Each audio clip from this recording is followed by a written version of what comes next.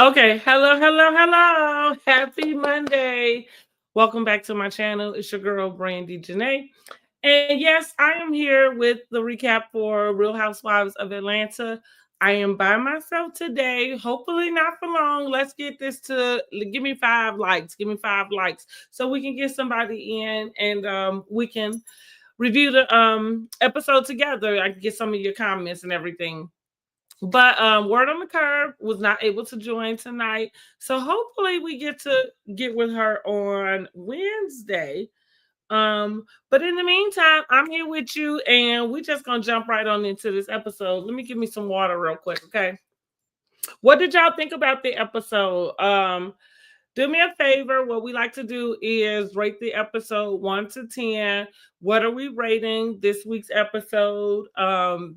I feel like at the meat and potatoes of it all, we really just want to get down to this conversation between Shamea and Porsha. It seems like this entire season really is just about to focus on that. And if I don't know, is that the way it's supposed to be? Because it seemed like they're trying to get some other little stuff, but nothing is really sticking. I think even the public is just really fascinated with this dynamic between Porsha and Shamea and how quickly it has gone downhill, considering we've seen these people on our TV for the last 7 years. So all of a sudden Shamea becomes a peach holder and now their friendship can't sustain. Who There has to be somebody the problem with this. And I'm saying Shamea. I've been saying it. Every time y'all get on here, I'm gonna keep saying it until I see something different. Yeah, until I see something different. That doesn't mean Porsha should not have shown up for Shamea in certain instances, but again, y'all been friends for 7 years, 10 years, decades. We watched you on TV for 7 years, be friends. And all of a sudden, you don't even get through 6 months of filming for Real Housewives of Atlanta, and y'all friendship is hanging on by a thread. That's weird to me. And again, I think it's Shamea. I think she's the problem. Let me take a drink, and we just jumping right into the episode.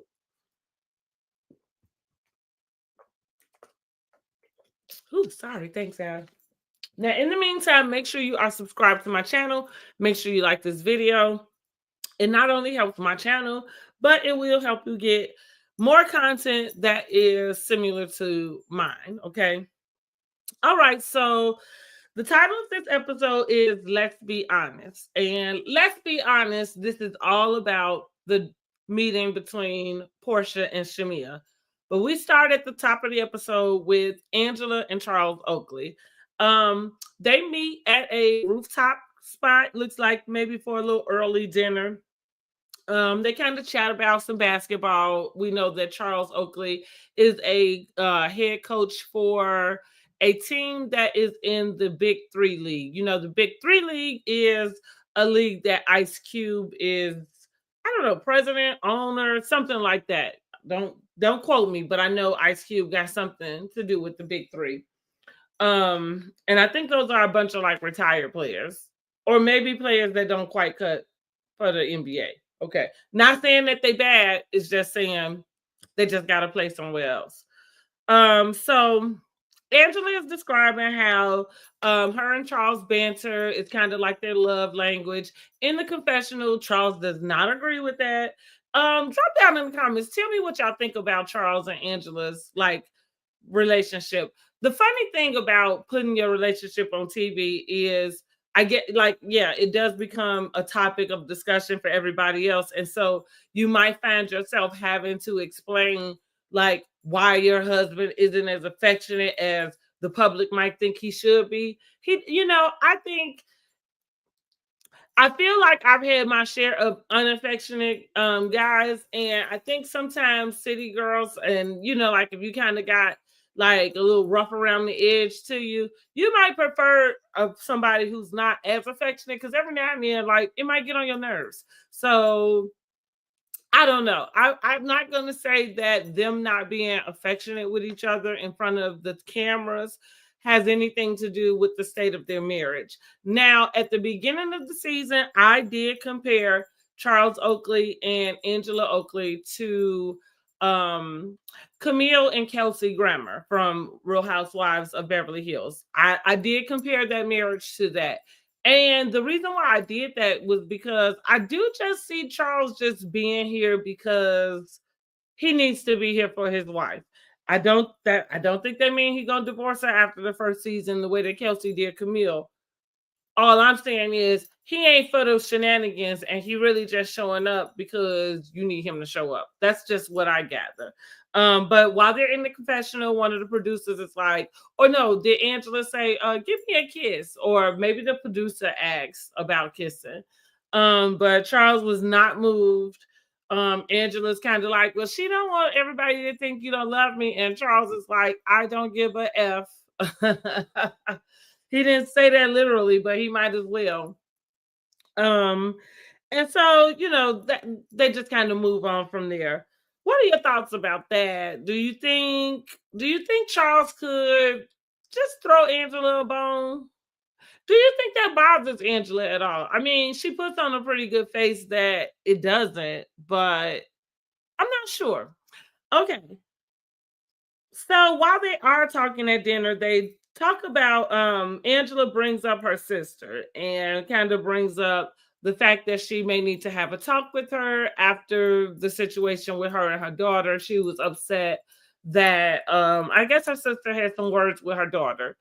She must feel like she doesn't have a place to do that because she's paying for whatever stuff for them. That's a tricky little thing right there. First of all, I think you should respect somebody's kid, even if they are of an adult age, because I don't care how grown people's kids get, don't F with them, right? But the other part to this is a very, kind of more important lesson, which might be what we get down to when it comes to Porsha and Shamea. But it's hard to be in somebody's pocket and then want to have your own independence. So I'm saying that to Angela's family, her sister, her mother. And we're going to see later in the episode, or talk about it later in the episode, where I'm guessing that they went ahead, or the mom went ahead and moved out into her own place and moved out of whatever place it is Angela purchased for her. I don't know if it was one of her investment properties and she let them live there. In a slight little way, that's the way it sounds. But Angela also said that she bought that house for her mother. I don't know why she would decide to move out of a house that you just $400,000 house that somebody just gave you, unless you are trying to be independent and you are in somebody's pocket. And that's the thing, because the person whose pocket you in, they might want to send you on the ego trip, and they might feel like you're supposed to comply, do, not say nothing, whatever it is, in order to get what they got to give you. So that could be a problem for everybody involved. Charles basically, so I think she was just asking Charles for some advice. Charles basically is like, look, sometimes you have to let people find out the hard way. There's a saying that say you meet people where they are, and I will tell you, you also sometimes have to leave them where you found them, because you can't wear yourself down trying to drag somebody along, and try to make sure they have something good if they're not willing to do something for themselves, or if they're gonna be unappreciative and talk shit. Like who is sitting around doing stuff for people that just talk crap about them all the time? Not many, right? So the next thing we see Shamea meet up with Cynthia. Now here's where we already talked about it. If you got on the live yesterday where we talked about Shamea and Porsha's friendship and the state of their friendship, you know that I'm already kind of siding with the fact that Shamea seems to be really milking this cow, and to the point in which I'm starting to believe that Shamea is the one that really is spearing this campaign about her and Porsha's friendship. So with that being said, her confiding in Cynthia really didn't do anything but validate what I already thought. about her. Which, because right, when have we seen you have any type of conversation with Cynthia? And here's the thing. I know we keep giving Shamea this big break about her not being a full-time housewife, but as the years have gone on, Shamea has had scenes with these other housewives in a sense that she could have had conversations that equated to what she's saying right now. But never have we ever, ain't that the name of the game? Never have I ever, never have we ever seen Shamea have any type of conversation, whether it be Candy, whether it be Cynthia, whether it be anybody, about, how she felt about Porsha. Even the season of her wedding. She asked Porsha, I remember, because Porsha didn't go to the bridal shower. Remember, Candy threw Shamea a bridal shower before. Was that a bridal? Okay, no, the bridal shower was separate. Candy, a bachelorette party or something. Candy threw Shamea something, and Porsha didn't go. And so at that time, Shamea did kind of say she was sad, but she really kept it cute and mute. So I'm just saying, to see her confide in Cynthia, and okay, Cynthia's there. That's her job. She's the friend of. So seemed like at this point, Cynthia is the glue. They had us thinking Shamea was going to be the glue, but honey, she is falling apart at the seams. She can't even keep her damn friendship together for a whole season. I digress. Anyway, she confides in Cynthia about the state of her relationship with Porsha. She made a point to say that, I thought this was calculating. She made a point to say that as she was arriving to the meditation session, that she was feeling uneasy and she had to send her mother a text and ask her if she will pray for her. And she said, my mom said, no problem, baby. I'll pray for you right now. Now, I'm not negating that any of that happened. I'm not negating that she calls her mother whenever she feels like she needs to and asks her mother to pray for her. I'm not negating that her mother drops everything she's doing and prays for her. What I did think was, why was that piece of information important in that conversation? That is what I thought. Again, here we go with this calculating stuff. Like, why was that important for you to tell Cynthia? And also, why were you feeling uneasy? Like, were you feeling uneasy because you knew the conversations you were having, and so you weren't quite sure what Porsha was about to come and say, because you're not sure what the person told Porsha? Is that why you coming into the group or coming into the session feeling uneasy? Because if you're speaking your truth and this is all stuff you had a conversation with Porsha about before, what is it that somebody would say that would be any different, right? I mean, is it me? Drop down in the comments and let me know. Okay, so Cynthia, as Shamea's talking, she gets emotional about not knowing the situation she was walking in, where Porsha would be upset. I'm not buying it, Shamea. I'm not buying that. She basically said she did not confide in Angela, like she wouldn't confide in Angela. Or any other person in the group, but that she did answer questions, which we saw her say this before. I've said this in the previous replays. I mean, yeah, Shamea, close but no potatoes, because damn well when you go and have some conversation like that with one of these new housewives, you should have been prepared that they're going to go and say something to Porsha. And if you really were concerned about the way that your friendship would look or how it would be sustained through this season, then you really should have kept your mouth closed or kept it with your family. If you were going to have those conversations, then talk to your family, because who finna tell you about that? Well, can't nobody tell you about talking to anybody, real, truth be told. But what I mean is, you kind of got a leg to stand on. Like, if you vent to your family, that's your family. But going to vent to perfect strangers, like, you have a problem. Like, that's not girl code. That's not a good friend. And maybe you over being a good friend, but say that, you know, don't try to make it seem like there's something else, and then you moving all shifty and funny. That's all I'm saying.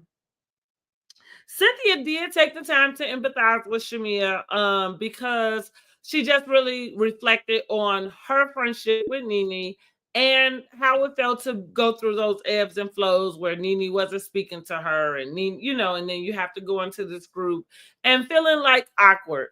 Again, Shamea is feeling awkward because, how does the saying go? A hit dog will holler. You the one spreading all these damn landmines. That's why you nervous.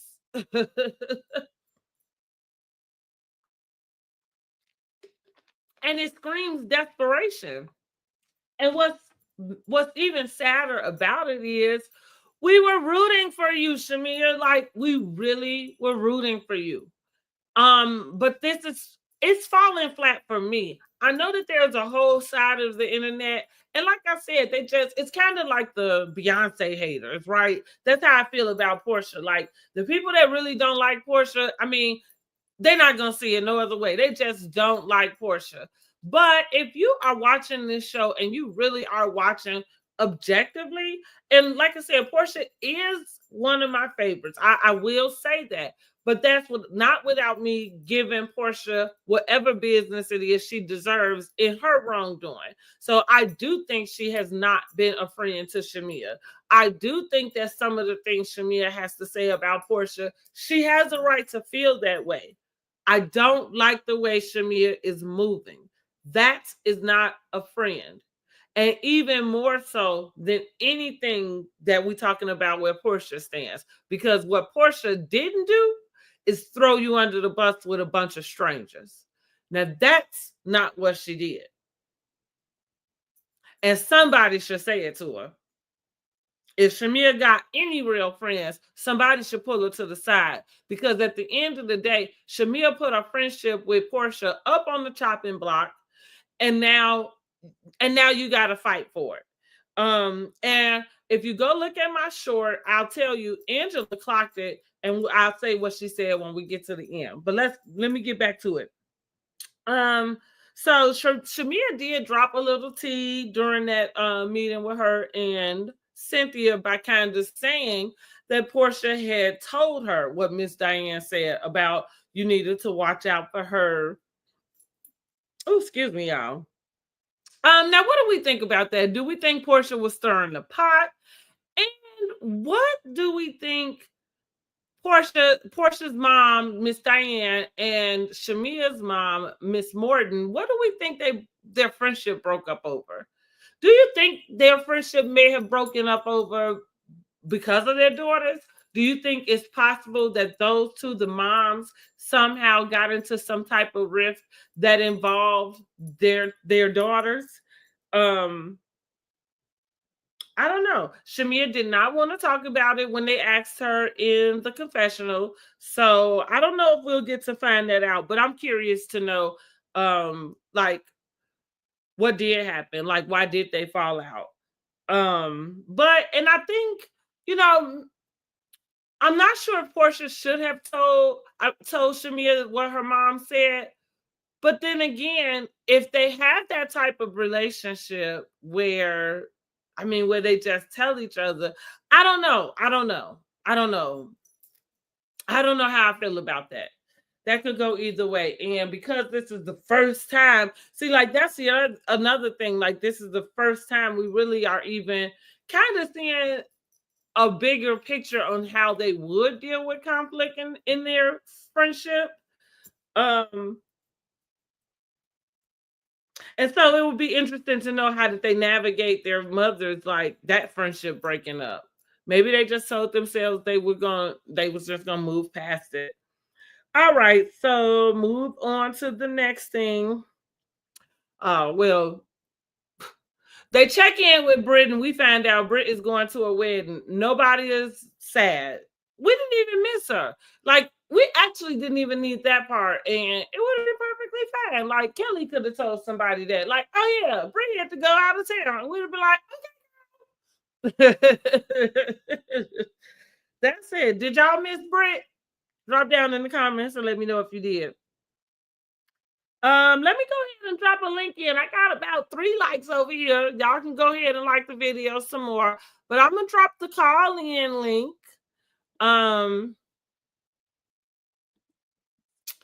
And once we get down to Porsha and Shamea talking, then I'll go ahead and pull you up. We can get to that. Okay, let's go to what's next. Like I said, we found out Britt is at a wedding. We okay with that because Britt could have been gone. She could have been gone about 6 episodes ago. When was the grand opening for the salon? Whenever that was, Britt. I really do believe Britt should not have been on my screen anymore after that. And I'd have been perfectly fine because there's nothing else that I even want to see from Britt. What about you? Drop down and let me know. All right, then we see Kelly checking on her restaurant, talking about the second location. Is that the location that she's currently possibly being sued for about not paying the rent? Is that the location? Well, Shamea meets with her sisters in the studio, and she's like picking out her songs for I guess for her album. And number 2. See, violation number 2 for Porsha. I mean, for Shamea. In that studio, now listen, she could talk to her sisters and she can express herself to her sisters. It was the energy in that conversation. The energy, what did she say? Let me pull it up and we're gonna listen to it. Okay. That's what we're gonna do. Let me pull it up and we are gonna listen to it. Because I thought that was a lot of energy for somebody who wants to salvage a friendship, for somebody who's not confiding in anybody else about the demise of your friendship. But this the energy you have when you talk about it. I can't imagine that wasn't the same energy you had when you talk to any other person. But I digress. Let's go. Here we go. We can see it. And we're like, this has been going sideways for a long time. And I'm the only one I feel like is working. Friendship is hard. And it should not be. We can see it. And we're like, this has been going sideways for a long time. And I'm the only one I feel like is working. See, this goes back to what I said yesterday about I feel like Shamea is letting people get in her ear. About what her friendship should look like and etc. And listen, if Shamea has come to the conclusion that she has been putting up with more than she should, fine. I think that's fine. I don't think anything is wrong with that. I just think she went about it wrong and it feels thirsty. It feels like you sold your friend out for a peach. And I know she's working overtime to make sure that it doesn't look this way, but it does. And I'm gonna use Angela's words. I'm gonna throw Porsha another bone. It's almost like the Nene effect. Porsha continues to go through something where a person befriends her to get a peach and then turns on her. Okay, good. Thank you, Ms. Duggan. I appreciate that. When you can chime in, hopefully you kind of can get settled because I want the call-ins to come when we talk about the meeting between Porsha and Shamea.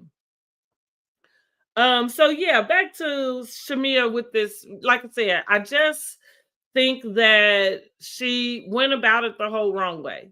And I know that she doesn't want us to think that she put our friendship on the chopping block, but all signs point to she did. And like I said, with going back to Porsha, kind of having that Nene effect where she's had other people befriend her to get on the show and then turn on her. Marlo, Marlo like took Kenya's side all because she wanted that peach that bad. She sold her friendship out. And I guess it was only Marlo because I don't think anybody else did that. But I feel like that's enough because that was pretty recent, you know, and it might sting. And again, you don't expect your friend of 20 years to be the one stabbing you in the back. That's you know, yeah, Shamea's just looking, she's coming up looking slimy. And she's coming up. It's funny how everybody really kind of pressed on Porsha being jealous of Shamea. And not for nothing, I really don't like the whole jealous thing, but Angela clocked it on the after show, and I have to say that I agree with her.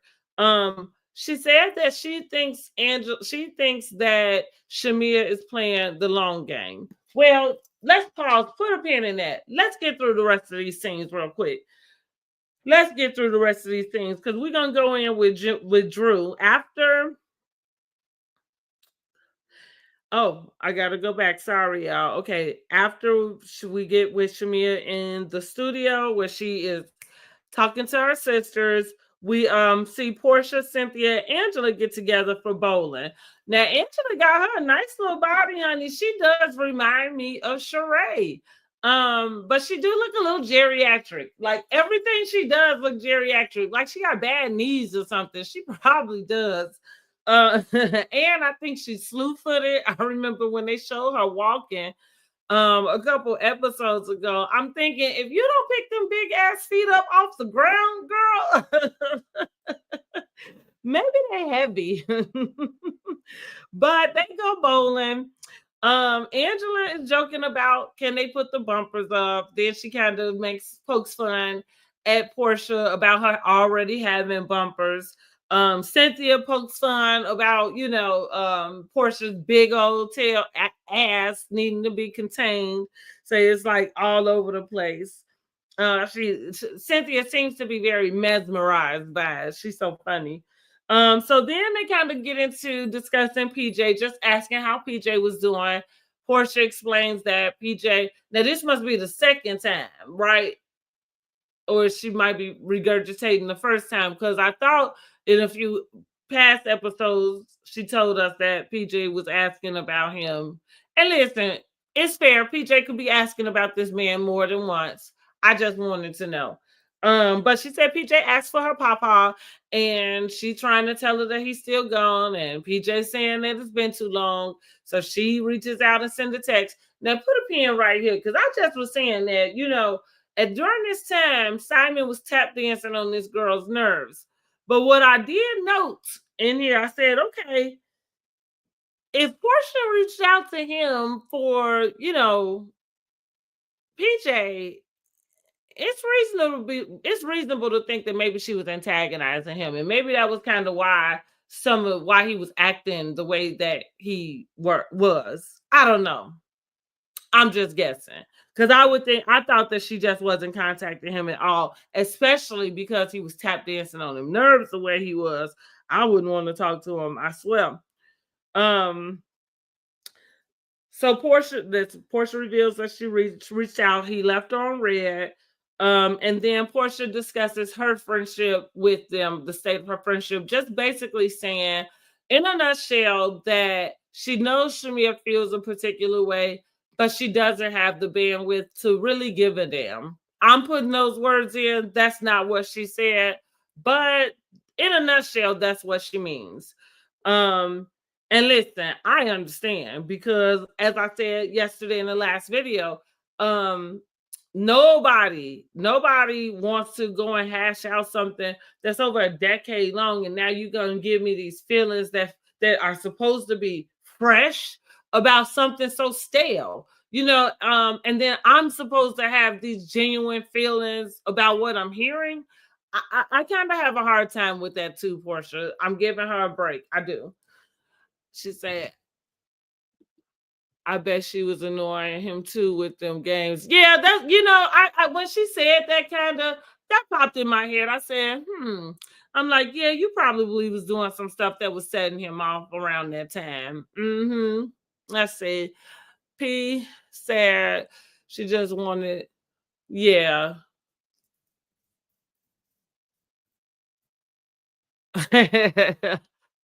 She said, I want a divorce and a Heston. What's a Heston? I don't know that. Um, okay, so basically, she just admits that she's checked out. You know, she doesn't have the bandwidth to really care about what it is Shamea is talking about. I'm just going to tell y'all, I've had that experience before. I've had a falling out with a friend. As a matter of fact, I haven't had many falling outs with friends, but this particular one was pretty similar. We had one falling out about one thing, and when I go to hash that out to talk to her about it, she had some other grievances from 2 years, 3 years, prior to this particular incident. And this is grievances she never let me know about. And so now you're having this very emotional conversation with me about something that you've been holding on to. And I had no idea that this was happening. So I couldn't find to give a fuck about it, because I felt like if you wanted me to, then you would have told me when that happened. Because I generally do give a f about my friends and their feelings, but yeah, I'm not gonna let you manipulate me about some stuff that's 2, 3, 5 years old. Oh, okay, I got you. As if I got you. Got you. We don't now listen, you be careful because we don't want you to hurt yourself, okay? And nobody else. Um, okay, remember guys, remember to like this video and subscribe to the channel if you have not already. I did put the link in the chat. I'm still not sure how to pin it. So there we go. It's in the chat just so y'all know, okay? Go ahead and drop down in the backstage if you want. Okay, let's move on to Drew. So we see Drew, I guess she was leaving her lawyer's office or something like that. And she calls her mom, which that was cute. Her mom picks up the phone, and then on the iPad, I've had that happen to me before. I'm not 80 years old, but I got a lot of those devices around, so it's happened.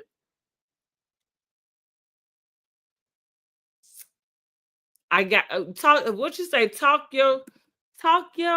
Look, you got to get on the line, honey. You got to get on the line. So she calls her mom, and just kind of fills her in on little things that's happening with her divorce. She explains that, okay, see, here goes Drew in her bed of lies, because she's trying to make us seem like she had some money before she got on here, but we all know she didn't. And the second thing is, I'm trying to figure out why she keep trying to say she don't know what Ralph got, because does he have anything? Because I think it's clear that you paying all the bills, and I don't think that's something that's new. I feel like ever since we met them, she was paying all the bills. Anyway, what she did try to explain to us was that Ralph is wanting to obtain 40% of the new company that she formulated. Let me get back to my notes.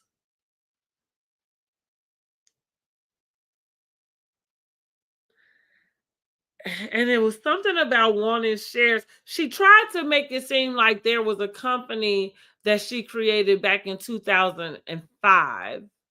And so this is what I understood. See, she was trying to make it seem like she created this company before she ever met Ralph.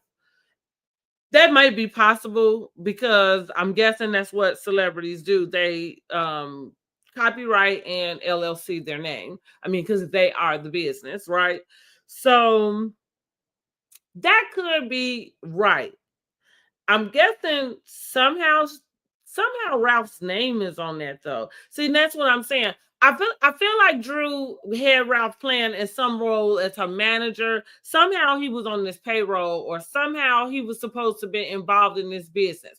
I believe when she decided that she wanted to divorce him, that is when she went and created another company that's supposed to be of her own, which is why her leeching husband want 40% of it, because I don't think you can do that, girl. So I don't know who gave her that advice, but it looked like she gonna probably end up paying this man. Anyway, then she tells us that Ralph changed the code on her. She couldn't get in her own house. She had to go to a hotel. Ralph was able to get in through the basement and come upstairs to let her in. Then in the confessional, we see her say, I don't know. All I know is he better stay in that basement. Girl, shut up, because he didn't. And now I'm kind of like her mom, because her mom comes and visit her and, kind of just give us some real mama, mama loving, and was like, listen, this is not healthy for the kids. Right. You sitting up talking about what the court said you can and can't do. If you the one paying all those bills anyway and he won't leave, then why don't you leave? I don't understand that. Why don't you leave? And I wish that could be told instead of it being he got to stay in the basement. Because who told you you had to stay? That, I don't know. Am I wrong? Y'all let me know.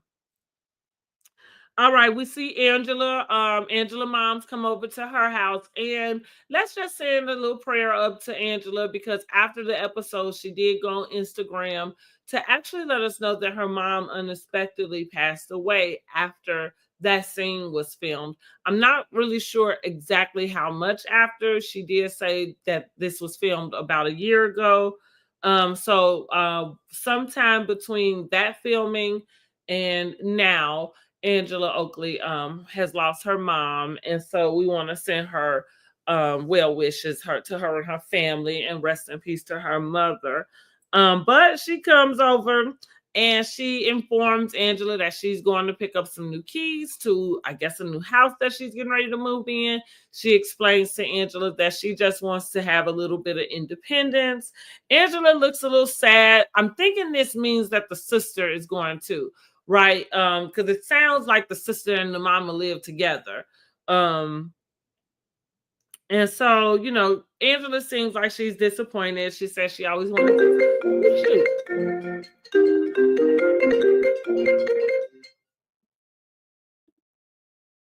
Okay, I'm sorry, y'all. She said she's always wanted to take care of her mom. I have to call her back.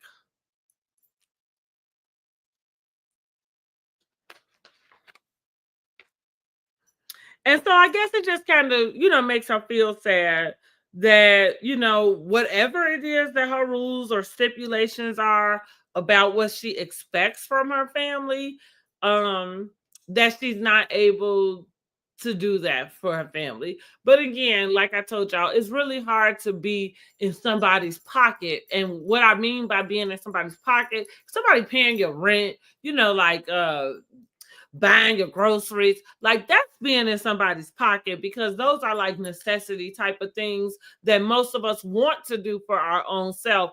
And also it's kind of like if somebody's doing that for you and that you're not married to, because I'm not saying your husband can't pay your rent, there's an obligation, like being a kid to a parent kind of thing. There's an obligation. So again, I don't think you get to be independent to the point where I'm gonna cut your daughter out when I feel like it, and then live in the house I pay for. Like I don't think those things add up, right? But Angela seems like she all right. Then she kind of brings up, so I guess there's some issue. The mom had not talked to Charles in, I don't remember her saying how long. Oh my, where's my notes at? Sorry, guys. I don't remember her saying how long. Um, but she basically said, like, she basically got upset with Charles. Charles was kind of saying something about Angela needed to clean up. I guess he was maybe complaining about what type of wife she may have been. And that upset her mother. I guess her mother, gave Charles a piece of her mind. And they haven't been talking since, according to Angela. She also threw a little shade. Angela's mom threw a little shade at Charles' age, indicating that he was almost her age, which that's a bit much, honey. I don't want to date nobody that's close to my mama age. Anyhow, Kelly is driving with Holdus. We see her kind of teaching her how to drive. They discuss car options and basically what having a car would look like for her daughter. So she's kind of like, listen, you're going to have to maintain this car. And you want to know something? I think that 3 years, okay, they haven't talked in 3 years. Thank you. Um, I like this conversation between Kelly and her daughter. Now, listen, because Kelly got those financial issues going on with the restaurant and stuff, maybe this is a little more reasonable than we would think, simply because she might not have the money that she is portraying that she has. However, I do think that most of the celebrities could take a note out of this book. And not for nothing, listen, I want to give my kids what they want, especially if they was doing good in school. Like, hey, if I wanted to give them what they would like, but I think that's within reason. I think a 16-year-old driving a BMW is ridiculous, especially when they are not the ones that work for the money. Now, if they're a 16-year-old and they're some type of child star and they've made money in order to have something like that, maybe that's different. Because maybe then you teach them how to take care of this BMW. But to Kelly's point about her daughter, like, because that's the other thing. You get a BMW, you have to take care of that BMW. You need oil changes, you need brakes, you need, might need tires. And when you get luxury cars, the maintenance is not cheap. And so again, you don't work. I agree with Kelly. Who's supposed to get your BMW maintenance done? Me? Oh, no. So I feel like getting a celebrity kid, getting like maybe the highest end of like a Toyota, or something kind of basic and regular but still upscale and in the line of being affordable for them. I think that would be a good idea. So I did like that conversation between Kelly and her daughter, and then they were really cute with the driving and stuff, baby. Whew, teaching them kids how to drive, baby. Whew, God. I didn't think I was gonna make it, and I got 3 of them, honey. And I had to teach each and every one of them. The only thing I did not teach was the parallel parking. I did not teach the parallel parking, but everything else I did. All right, so Drew mother comes to town. This is what I was talking about. She sits down with Drew, and she really just has a heart to heart with Drew about the fact that your kids are wilding the fuck out, basically. That's not what her mama said, but I'm just kind of wrapping it up in a nice, pretty bow. That's what she said. Like, your kids are out of control. You ain't paying attention, and they're running amok. You need to get this together. Drew starts to cry. Her mom is crying. And listen, not for nothing, I think Drew is a faker to, a liar. I think all of that. But I feel like we got a little glimpse of like the real Drew in that moment, because I don't think she expected her mom to break down and to really like give it to her like that. And not that she said anything like sideways. It was just a real conversation that somebody probably should have with somebody who's delusional.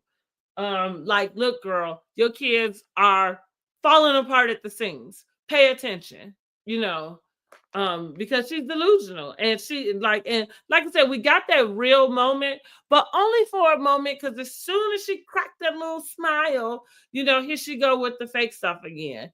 And that's where she loses us. But at least we got that little tidbit, and I think she did really kind of understand what her mother was saying. So let's see if by the time we get to the reunion, if there's been any changes made between her and Ralph's situation. Now, drop down in the comments and tell me, what do you think she should do about this situation? Should she just stay in the house because the court is telling her that Ralph has to live in the basement? Or should she say, hey, I got enough money to go get my own condo. I'm putting this house on the market. Ralph, you got to find something else to do. Like, is that an option? Because it seems like it's him that's refusing to leave. Um, And so if he's refusing to leave, why won't you get up and leave? And I get it, like, oh, the kids go to school, but you know, the one thing about it, you cannot pay for a piece of mind. And so if you could go somewhere and not have to worry about somebody locking you out your house, then I would say go for it. I don't know. Again, she's delusional. Okay, now let's get on. Let me go ahead, drop this link again for you because we are ready to take some calls. We are ready to take some calls because we are going ahead getting into the meat and potatoes of it all. The meat and potatoes of it all, honey. And that is Shamea and Porsha meet up basically so that they can that's cute. I'm sorry, y'all. Okay, let me get back to it. Sorry, I had to look at my whatchamacallit. Okay, so basically the meat and potatoes of the whole episode, Shamea and Porsha meet head to head so they can hash it out. Now, here's what I'm going to just skip right to the end and say, I like that they were able to hug in the end and walk off together. That made my heart smile. Now, considering what we know today would tell me that they're not there, right? But I was excited that their scene ended in that way. I was also excited that when Porsha did get her ass off her shoulders, because she had it up there, that she kind of just told Shamea, hey, I'll do what you need me to do. Now, what I'm curious about is that enough to say to a friend?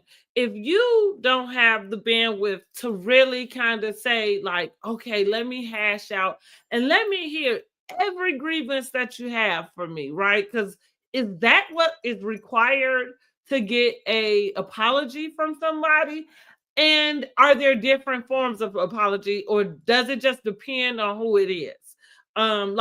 Is anybody in the comment like that person where they need a person to, detail every grievance?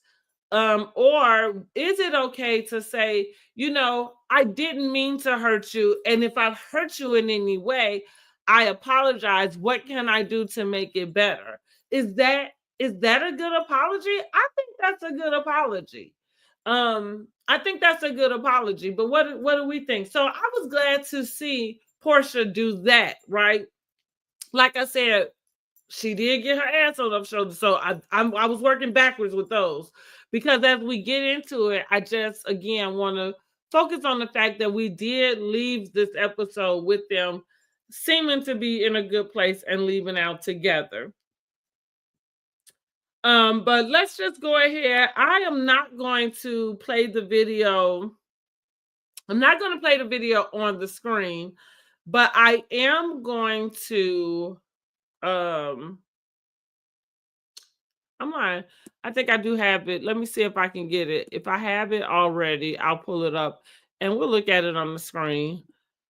Because I do have my copyright disclaimer, which does give me permission to use copyrighted material for the purposes of criticism, education, and much, much more. Okay.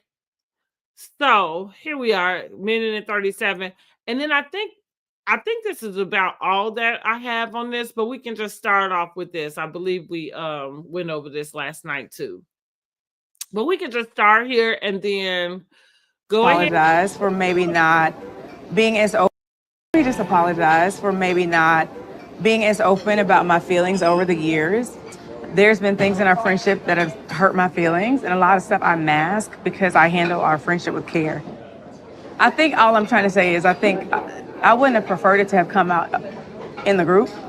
I didn't need them to tell me or tell you how to feel about what we got going on. You had already discussed some of these things prior to me anyway. That's okay. How it even got So the to difference me. between you and I is when you do things that bother me, like talk over my music, I didn't go crazy about it right then and there. When you do little petty stuff like make posts or talk over me when I'm talking. All those things feel dismissive to me, and they're hurtful. So I would like moving forward is when you feel some kind of way, you're young, you're tired. Now, listen, I didn't like that little huff puff too, because Shamea did better than me. I think I probably would have got up out of there. Like, you know what? I don't need this. But let's just stop it right there. Because during the scene, what we end up seeing is Porsha getting up. She excuses herself to the bathroom because it looks like she's getting overwhelmed by the conversation, or at least that's how she expressed herself. Now, I'm not going to take up for Porsha if she was being over dramatic or anything like that.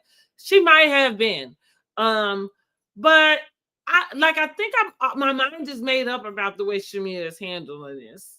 I can say that.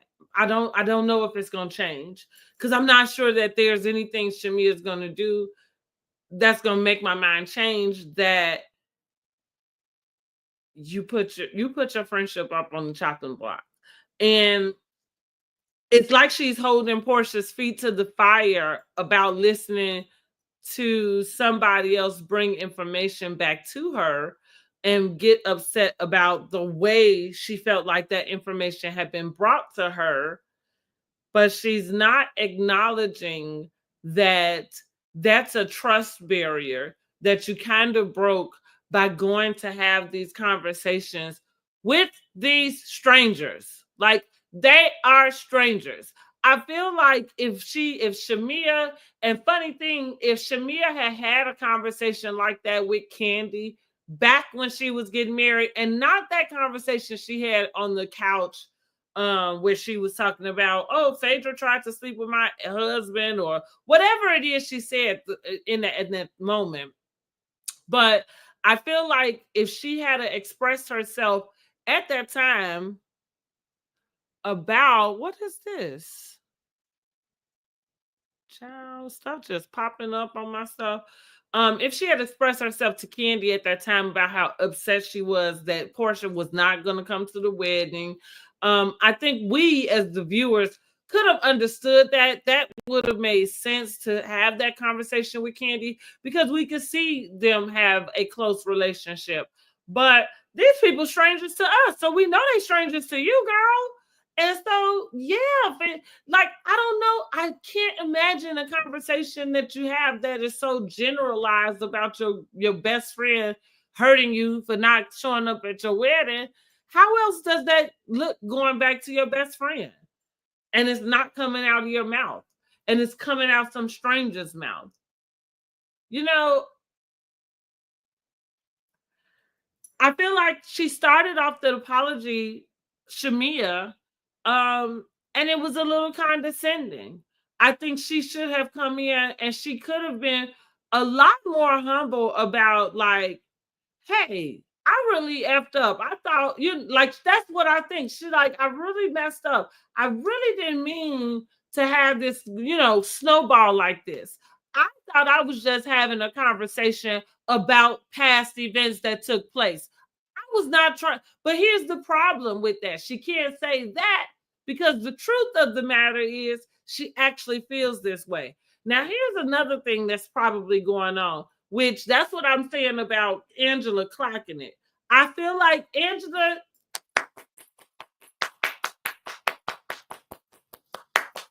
let's give it up for Angela. She the real MVP of the season, hands down. Now, that don't mean she getting first chair. She probably gonna be sitting second.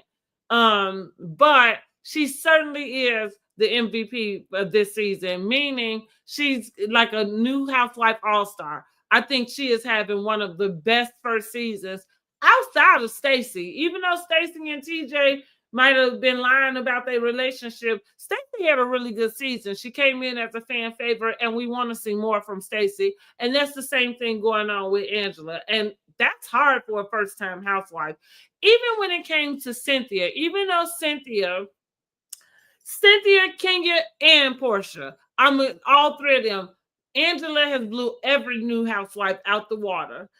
Because, like I said, with even Cynthia Cynthia, Kenya, and Porsha. They came in, and I mean, it was just okay. I don't think we all was so excited to see what they would bring for the next season per se. Even when it came to Porsha, I don't think we found out that she was getting a divorce until after the season wrapped. And I mean, we liked her banter with Kenya, but I'm saying Angela Oakley, like Angela Oakley is coming in and she is clocking. She is clocking. She clocked in. She clocking their teeth, and it's authentic. She is not doing. She's not being overzealous. She's not creating. Like creating false narratives. And baby, when she told Britt that she had stretch marks around her mouth, baby, I said, girl. And Britt sitting up trying to figure out if she needs to go get some Botox. Because it went directly over her head, like you didn't even understand what she meant. Talk about, I don't have any wrinkles. Anyway, so I'm saying Angela really is coming in as a first season all-star. I have to give it to her. And I don't think any other first season housewife I have ever kind of given that title to. Stacey pretty close. Stacey came pretty close. Because Stacey had a really good season. But let's just listen to what Angela said. And I'm gonna just tell y'all already, I agree. She said this on the after show about Shamea possibly just playing the long game.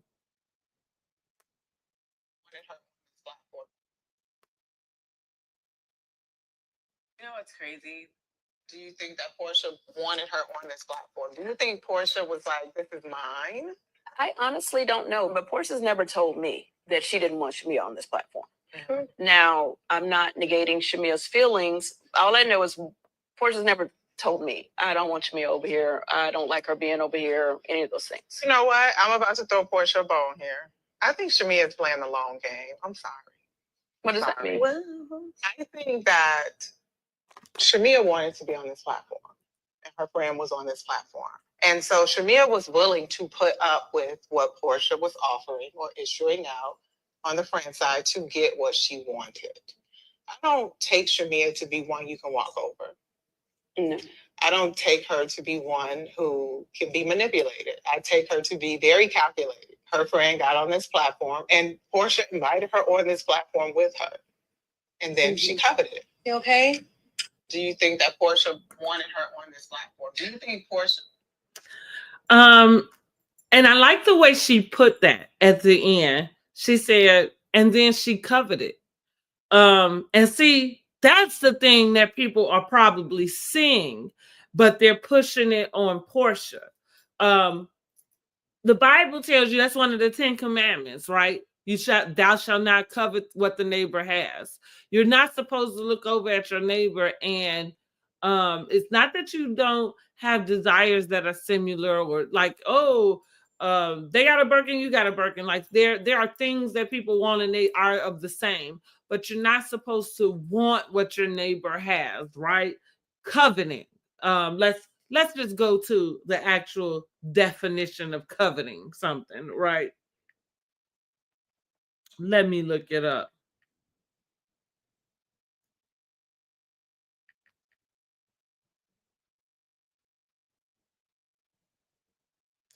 So the dictionary says yearn, to possess or have something. He covets time for exercise. Okay.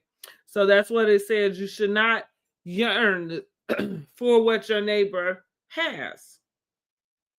The Bible's definition is more about lust or like strong desire. Same thing. And so I said, Angela hit the nail on the head. Because here we are again. I said it yesterday. Here we are again. Shamea has been a friend this whole time. And not that we have not seen these things happen. But what we know is that she has continued to be Porsha's friend. What I said from the very start is that friendships that last, that have been going on that type of time, both people are getting what they want out of the friendship. And what that is up to them.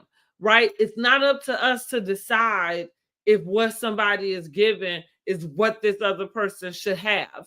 That's for them to figure out. And what it seemed to be is that it was working out just fine until it came time for this show. Now, going back to the scene in the restaurant where they're talking, Shamea breaks the fourth wall and says, like, it seems like since she's telling her that she thinks she didn't want her to be on the show. And I thought that seemed like that was a possible question when they brought it up at the mediation session, right? And I guess maybe that could be a valid question for Shamea, considering, because this is what we're about to find out and what she didn't do such a good job of hiding. Shamea has wanted to be on the show since the first time we saw her. Now, whether she acted like she was thirsty about it or not is one thing. And even though she told us already that she had been asked to be on the show, I'm not really sure that that's the truth.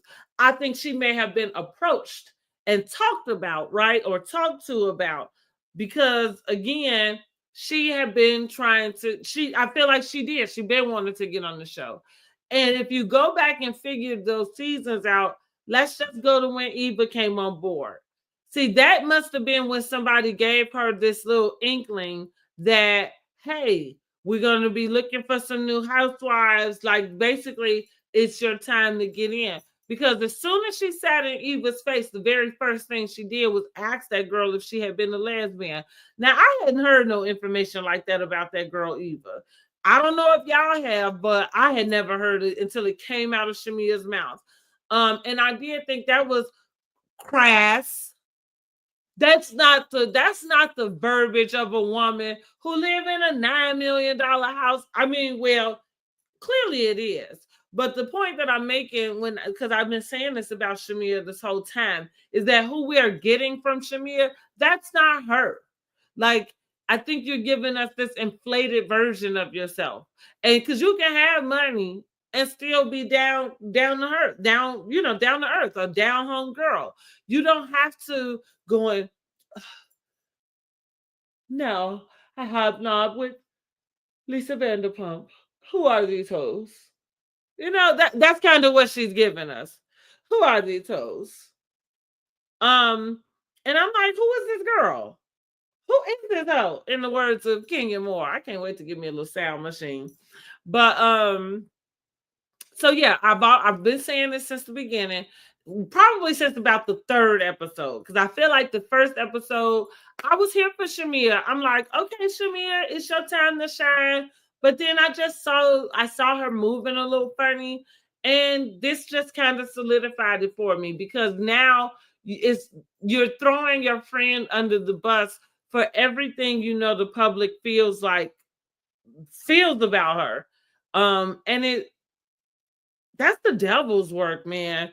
And so that's what I'm saying. I'm with Angela. I think she clocked it and hit the nail on the head.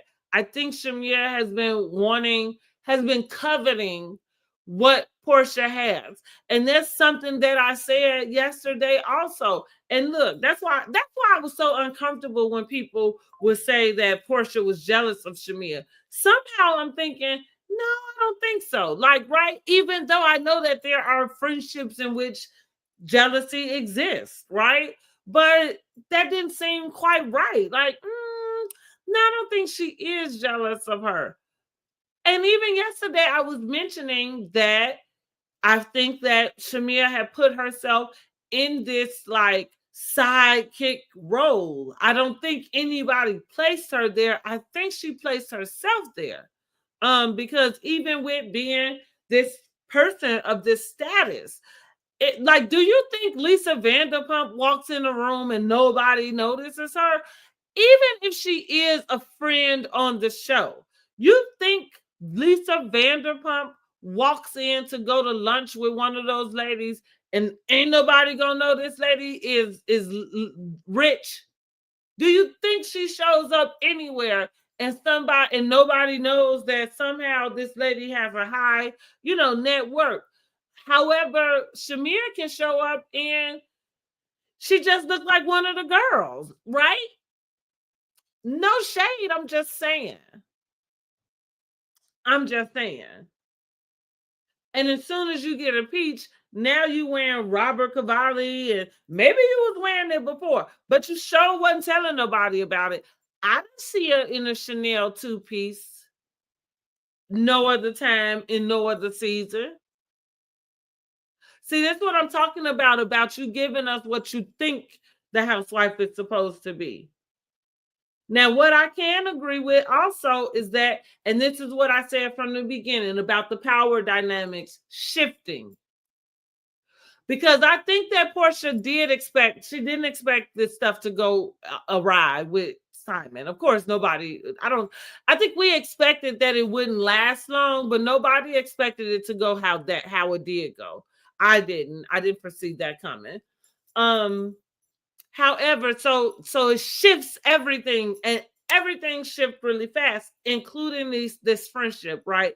Because let's just say too that Shamea's happy because okay, she finally got a peach, and now they both on top. They got the African husbands. They, like were able to get on the private plane when they want to. I don't think Shamea's husband got a private plane, but anyway, living it up, and they doing it as besties. Okay, that seemed real like affluent, right? Because that's what Housewives is all about. Lifestyle, an affluent lifestyle. That's pretty affluent. And then here come Porsha with this fraud, and now she got to file for divorce. And now it leaves her not able to hold her own, next to Shamea. And Shamea probably is like, cool. I ain't got to be your sidekick now.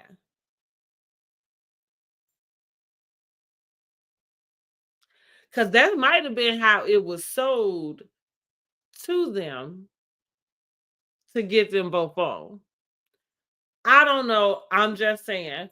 But I am also saying that I think Angela clocked it. I think Shamea has been plotting something around this. And here's the thing. You could have decided that you would play around with your friendship as a storyline without thinking that it would actually backfire and you would no longer be friends with your very good friend of 20 years. I think that was done on purpose. I think that was done on purpose because again, you've been friends with her for decades and you can't get through 6 months of filming on the show in which you are now a peach holder, and conveniently you blame it on her. Even though you're the one walking around having all of these conversations. And I can't help but imagine that the conversations Shamea was having sound a little bit like that conversation she was having with her sister. So then it makes sense to me why Kelly would feel, and here's not for nothing, you may have given the girl permission to speak up for you. Let's go to Married to Medicine, to that reunion with Contessa and Scott, where Contessa is giving Quad permission to speak on her behalf to her own husband. So I'm saying that it happens. That's what I mean. That's why I brought that up, because it happens. And like I said, I think this is backfiring on Shamea. I think maybe she thought that Porsha would not, maybe she thought that Porsha wouldn't feel the way she did. Maybe she thought, I don't know. I don't know why Shamea put her friendship up on the chopping block. Or here's the other thing. Maybe it was the plan. Maybe she said she was just sticking around till she didn't need her no more. And once she didn't need her, maybe she tossed her to the side. Because maybe, just maybe, she is fed up about her friendship with Porsha. Maybe that just is. I just don't like the way she went about it, Shamea. And I think that's the one thing about the Housewives universe. Even though Kenya came in, and Kenya was Kenya stuck around, but she was not a fan favorite. Kenya was messy and she made good TV because she had good sayings, but she wasn't like a fan favorite really. Fans like her, she has fans, but she was the favorite villain, if anything. Um, yeah, she's the favorite villain. But the thing for me with the Housewives universe is we don't necessarily want to see Mean Girls. Like that, and rightfully so, because I think they have a show called Bad Girls Club. I think that's where the Mean Girls go. And now I think that Bad Girls Club has like snowballed into something called Baddies over on Zeus. Like that's where the Mean Girls and the people who want to watch Mean Girls, I think that's where you should be. Most people in the Housewives universe, we too grown to be dealing with Mean Girls. Mean Girls was real high school, real like college. You know what I mean? Housewives are mid-30s or early 40s. Ain't nobody trying to fool around with. And if you are, like, maybe you should grow up. And like I said, Housewives universe is different. We don't want to watch Mean Girls. They have a show, they have a lane, they have a channel, they got a station for that. So Shamea. I'm sure she has solidified her a season 2. If she wants it, up to her. We saw on the after show. Oh, let me just go ahead and play that. I played the first part where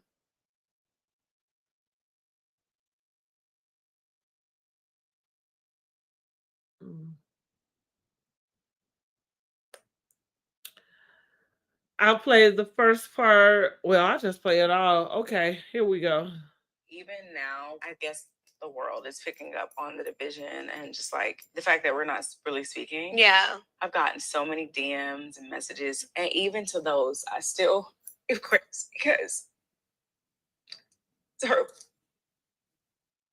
See, I don't know if y'all watched that after show, but it's performative is what it is. When she say it's hurtful, I'm like, girl, bye. We're not even looking at a tear. And every time, listen, I would imagine that, you know, even if I'm not saying that this friendship breakup is not real. I do believe that it's very much real. I don't believe that Shamea is as hurt as she wants us to believe. And I do think Shamea actually orchestrated this breakup. Like I do. Again, whether she should or you know, like whether that's what she should have been done or not, I can't say because I do feel like the relationship it had to be mutually beneficial for them both. Or did it take until now to be mutually beneficial for most? But I just thought that the antics with the crying and barely having any tears, I just thought that was a bit much.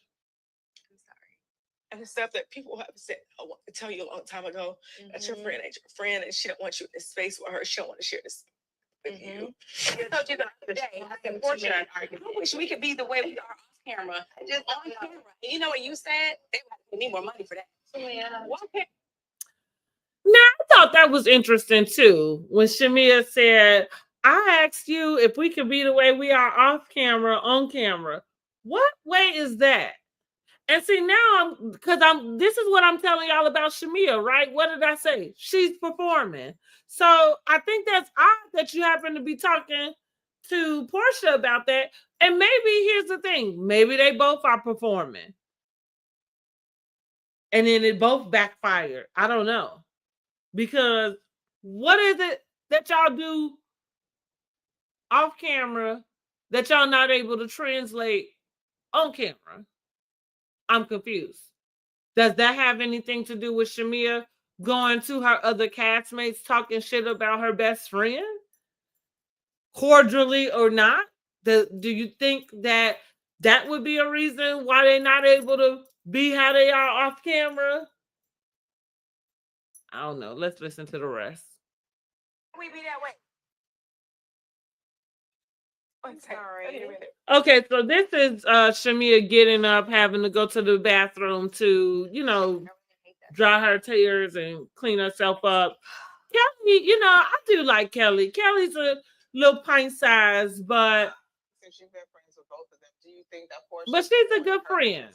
Do you think Porsha was like, "This is mine"? I honestly don't know, but Portia's never told me that she didn't want Shamea on this platform. Mm-hmm. Now, I'm not negating Shamea's feelings. All I know is Portia's never told me, I don't want Shamea over here. I don't like her being over here, any of those things. You know what? I'm about to throw Porsha a bone here. I think Shamea is playing the long game. I'm sorry. What does that mean? I think that Shamea wanted to be on this platform, and her friend was on this platform. And so Shamea was willing to put up with what Porsha was offering or issuing out on the friend side to get what she wanted. I don't take Shamea to be one you can walk over. No. I don't take her to be one who can be manipulated. I take her to be very calculated. Her friend got on this platform, and Porsha invited her on this platform with her. And then she coveted it. You okay? Yeah. I'm really sorry. I'm so sorry. Even I didn't want to do this for the longest time because I was like, you know what, I was very respectful for the fact that this is her space. I just wanted it to be okay. Like, this is your thing. I don't get it. Okay, so now they're off camera during this time, but they're still mic'd. And so Shamea is expressing to Kelly that for the longest time, she really didn't even want to do this. What is she talking about? Can anybody help me out with that? Because here's what I'm thinking. If you didn't want to do it, why are you here? All you had to do was turn it down the same way you did, I guess, seasons before. I'm happy with the life I'm living off camera, But I thought doing it, but I thought we could show people like how great our friendship is. I hate to tell you, even when we had that conversation the other day, and it's like, I think you said to me, like, if I don't have to do this show again, so she can be comfortable. Let me tell you something. This is your authentic life. You have a purpose. Giving your all about Shiloh. Giving your all about your marriage. Giving your all about your businesses. Giving your all about. Pause. Have y'all seen her all about any of those? I'm just asking a question. I haven't noticed it, but I might have missed a few things. So if you have seen her giving her all about Shiloh and her all about her businesses and her all about her husband and her family life, tell me what episode it is so I can go back and rewatch it. What your life looks like with IVF, like you're giving people Shamea. You are that mother girl. Imagine being in a competition with somebody you don't even know you're competing with. Sorry, guys. Now I like that. Go ahead, Kelly. Talk about it. Because that is a real thing amongst friends. Oddly enough, I think that's Porsha. I think it's Porsha that just found out her friend has been competing with her and she had no idea. She's just running around being oblivious, selfish even. You're right, but at the same time, your friend competing with you. And what is hard for people to understand, which is why Porsha was getting this jealous or envious rap, because somehow, because her marriage is falling apart, she's somehow jealous that Shamea is married and her marriage is intact. No, that's not generally how it works. You would actually be surprised at the type of people that would be envious of somebody around them. And on the surface or paper-wise, it would look like that they don't have as much as the person who is harboring these ill feelings. But sometimes it's not about what you have, it's about who you are. And a lot of times that's what people be trying to get to. They want the light, right? They want the goodness. They want, you know what I'm saying? They want the access. And it doesn't necessarily mean you have more. Not physically, you might have more in a spiritual type of way, or, like say, just have blessings on your life. People can be very envious of that. I'm not pulling this on Shamea because, again, I don't know why you become a peach holder and you can't get past 6 months with your friend unless you never plan to do it in the first place. That's the only thing I can think of. I'm holding Shamea accountable. I think that I think a lot of her demise, the demise of the friendship on this show, is her fault. I think she is valid for her reasons for feeling how she does. She's okay to want the things that she wants in the future from her friend. I think she handled it poorly. And if she's not able to make up with her friend, she really would only have herself to thank for that. Because why are you having these conversations with strangers? And we just heard Kelly say, even when we were talking the other day, you see, this is whatever day that was, but again, like, you make it seem like you're only having these innocent conversations and I'm just verifying, if this happened or not. And that's not the truth. You sitting up having a conversation with Kelly about, well, I'll just let her do it. If I don't need to come and film again, then I won't film. And like you said, and it sounds so dramatic. Like, is that the problem? Like, it's really a problem that you filming as a full-time housewife with your best friend Porsha? And it probably started off with being late at the birthday party. But then again, if Shamea is able to have those types of feelings and we don't even know it, then that means something had to happen before they even started filming.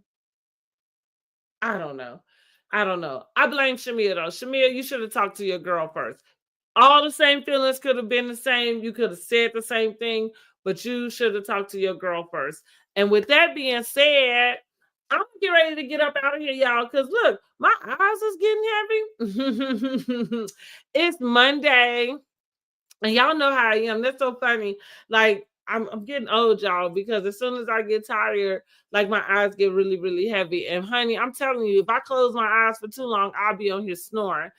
But thank you for joining me this evening. I'm sad that we didn't get no call-ins, but we'll be back Wednesday. I think Wednesday I'm going to try to formulate a little show about the Diddy trial.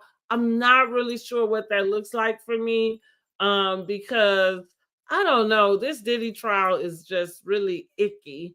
But I feel like there's some things maybe we need to discuss. And so I'm going to figure out just how we can maneuver it, because some of the stuff that and the details that they have, I have to be honest, y'all, I'm a lady. I don't want to discuss some of that stuff. I don't find any enjoyment. I don't, and not to say that anybody does. I hope not. But yeah, I just, it's a lot icky and disgusting.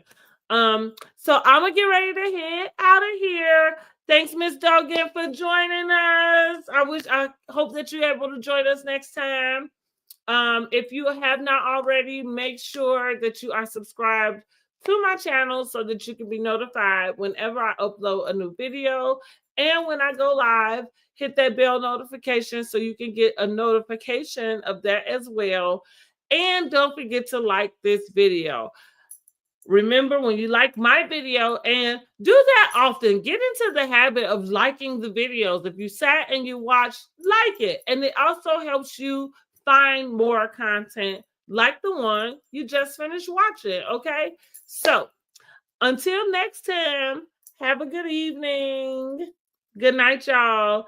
And drop down in the comments. Oh, I forgot to tell y'all really quick. I am rating the episode of 6. I feel like I've been doing 6 the whole time. 6. Because again, it's just coasting along. So we'll see if anything picks up. Also, Phaedra is joining the show next week, so we'll get to see how she gets introduced. And I'm wondering, is she the one that invited the girls to Grenada? How the hell do they end up in Grenada? All right, until next time, y'all. Peace out.